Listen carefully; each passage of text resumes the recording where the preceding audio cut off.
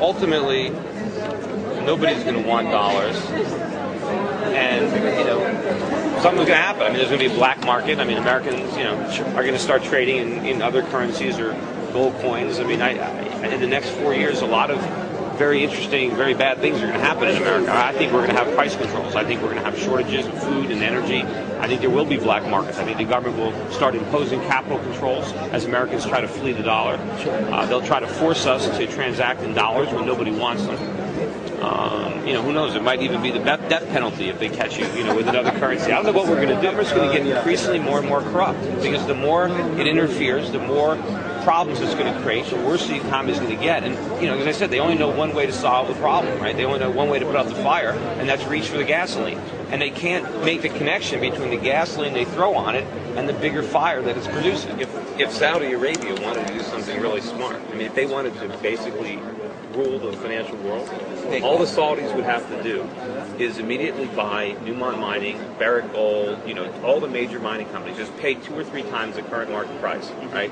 Once they took control of the world's gold market, they can simply say that every ounce of gold mined is going right into their vaults, back their currency, and they can flush it.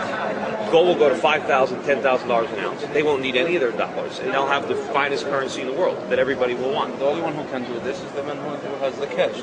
Right. Well, the Chinese can do it. The Saudis can do it. Anybody that has dollars, they can. All you have to do, you don't have to buy the gold, because if you buy, let's say Barrick Gold is trading at $40. You just announce $80.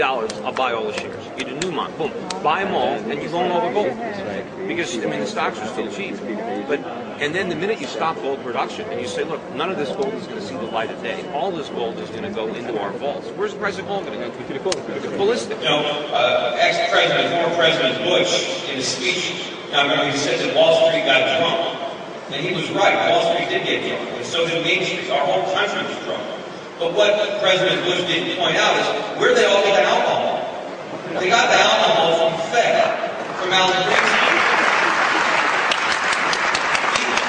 And if the world simply allows the dollar to fall, sure, there's going to be some initial losses on bad money going to the United States. But you don't continue to throw good money after the bad. What you need to do is allow your own currencies to appreciate so that your own citizens can enjoy the fruits of their labor, can enjoy the higher standard of living that appreciating currencies will bring, and force some discipline on the United States, on American politicians, and our central bankers. Because we're going to spend all the money and you're foolish enough to lend us. But if we stop lending,